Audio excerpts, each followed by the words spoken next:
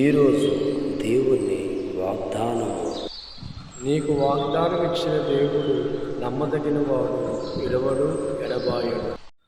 Praise lord. అందరూ బాగున్నారు కదూ?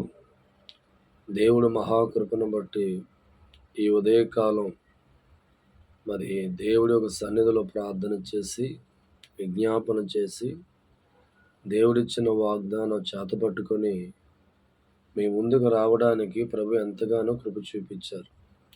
ఈ సమయం ముందు చిన్న ప్రార్థన చేసుకొని దేవుడిచ్చిన యొక్క వాగ్దానం ధ్యానం చేసుకుందాం. పరిశుద్ధుల ప్రేమ కలిగిన తండ్రి, మీకు అనేకమైన స్తోత్రాలు. ఈ ఉదయకాలమే మీ ముందు మోకరించి ప్రార్థించినప్పుడు మీరిచ్చిన వాగ్దానం చేతపట్టుకొని నిలబడి ఉండగా మీ సహాయం అందించును గాక. ఆమేన్. నా ప్రేమైన దైవజన్మ, ఈ ఉదయకాలం దేవుడు మనకిస్తున్న వాగ్దానం గమనించినట్లయితే కీర్తన గ్రంథం 91వ అధ్యాయము 7వ వచనంలో, నీ పక్కన 1000 మంది పడినను, నీ కుడి పక్క 10,000 మంది కూలినను అపాయము నీ వద్దకు రాదు. దేవుడి స్తోత్రం. ఎంతో చక్కని వాగ్దానం ద్వారా ఈ యొక్క ఉదయకాలం ముందు దేవుడు మాట్లాడుతూ ఉన్నారు. అపాయం అనేది నీ వద్దకు రాదు అని దేవుడు మాట్లాడుతూ ఉన్నారు. చాలామంది అపాయం వస్తుందేమో, కీడు వస్తుందేమో అని భయపడుతూ మాట్లాడుతూ ఉంటారు. నీ పక్కన 1000 మంది పడి ఉన్నా, కుడి పక్కన 10,000 మంది కూలిపోతున్నా అపాయం అనేది నీ వద్దకు రాదు అనే విషయాన్ని మరి దేవుడు వాగ్దానం చేస్తున్నాడు. నిజమే దైవజనమా, దేవుడి యొక్క కాపుదల నీకుంటే, నీ చుట్టూ ప్రళయం వచ్చినా, నీ చుట్టూ రకరకాల తెగులుతో ఉన్నా, నీ కుటుంబం ఎప్పుడూ కూడా అపాయం రాకుండా కాపాడబడుతుంది.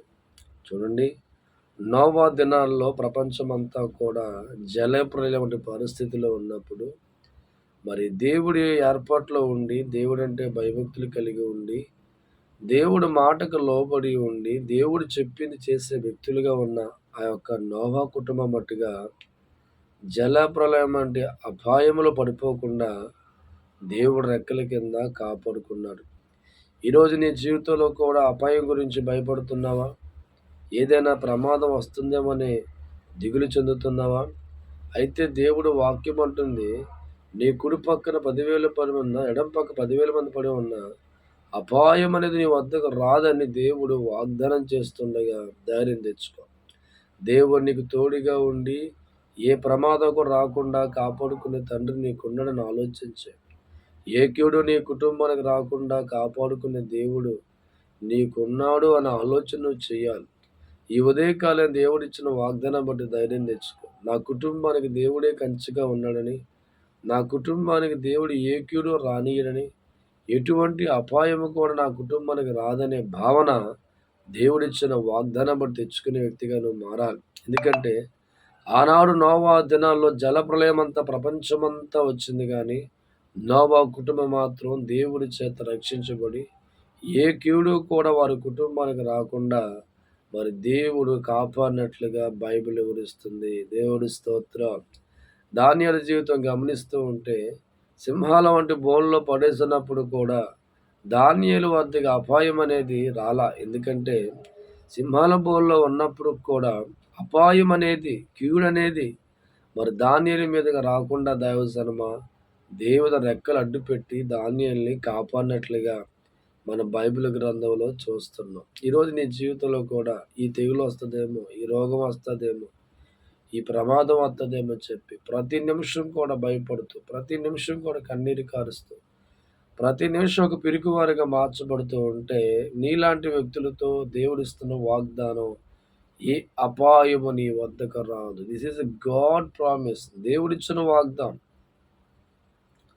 దేవుడు మనకు వాగ్దానం చేసిన ఎడల అది ఎప్పుడూ కూడా తప్పిపోద్ది అవసరము. ఈ ఉదయకాలం మీకు ఇస్తున్న వాగ్దానాన్ని పరిశీలించాయి. ఏ అపాయము కూడా నీ కుటుంబానికి రాదు అని దేవుడే మాట్లాడుతున్నాడు. ఏ కీడు నీ కుటుంబాన్ని తాకలేదు అని ప్రభువే మాట్లాడుతూ ఉన్నాడు. ఏ కీడు నీ కుటుంబానికి రాదని, ఏ అపాయం నీ కుటుంబానికి రాదని, నీ పక్కన 10,000 మంది పడి ఉన్నా, కుడి పక్కన 10,000 మంది పడి ఉన్నా ఏ అపాయం అనేది నీకు, నీ కుటుంబానికి ఉండదు అనే ఒక సందేశాన్ని ఈ యొక్క వాగ్దానము దేవుడు ఇస్తుండగా మరి ఎంతవరకు నీకున్న ఆ కలవరం వంటి పరిస్థితి వదిలిపెట్టి నాతో పాటు ఈ సమయం ముందు మరి మోకరించి ప్రార్థన చేయి. పరిశుద్ధుడా, ప్రేమ కలిగిన తండ్రి, మీకు అనేకమైన వందనాలు.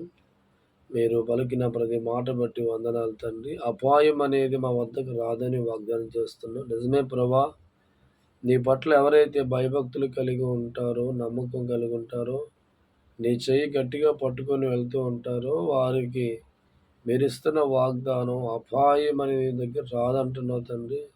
అందుబట్టి మీకు వందనాలు తండ్రి. కుటుంబాలన్నీ కూడా ఆశీర్వదించండి. మరి ఇదిగో నాయన, పిరికితనంలో ఉన్న వారికి విడుదల దయచేయండి. అప్పుల్లో ఉన్న వారికి ప్రభా తండ్రి, మీ నామంలో అప్పులు విడుదల దయచేయండి. బిడ్డలేక బాధపడుతున్న వారికి ప్రభా, మీ నామంలో ప్రార్థిస్తుండగా చక్కని బిడ్డలు అనుగ్రహించండి తండ్రి. నాయన, మరి వివాహం కాక బాధపడుతున్న బిడ్డలు ఉన్నారు. అటువంటి వారికి ప్రభా చక్కని వివాహం ప్రభా అనుగ్రహించండి. ఉద్యోగాలు లేక ఎంతోమంది బాధపడుతున్నారు తండ్రి. వారి విషయంలో ప్రార్థిస్తున్నాను దేవ, చక్కని ఉద్యోగాలు దయచేయండి తండ్రి. వ్యాపారాల విషయంలో ప్రార్థిస్తున్నాను తండ్రి. చక్కని దేవా, నీకు వందనాలు. వ్యాపారాన్ని కూడా మీరు చక్కగా జరిగిస్తే విధానం బట్టి వందనాలు తండ్రి. మా దేశ సరిహద్దుల్లో ఉన్న వారిని సైనికంగా కాపాడండి తండ్రి. నాయన, కన్నీళ్లతో బాధలతో కష్టాలు పరిస్థితుల్లో ఉన్న బిడ్డలందరినీ మీరు నాయన మీరు కాపాడి రక్షించే దేవ స్తోత్రాలు తండ్రి. ఈ రీతిగా ప్రతి ఒక్కరిని ఆస్వాదించమని యేసునామమున అడుగుచున్నాం తండ్రి. Praise the lord. దేవుడు మిమ్మల్ని, మీ కుటుంబాల్ని బహుగా ఆస్వాదించును గాక. God bless you, all of you.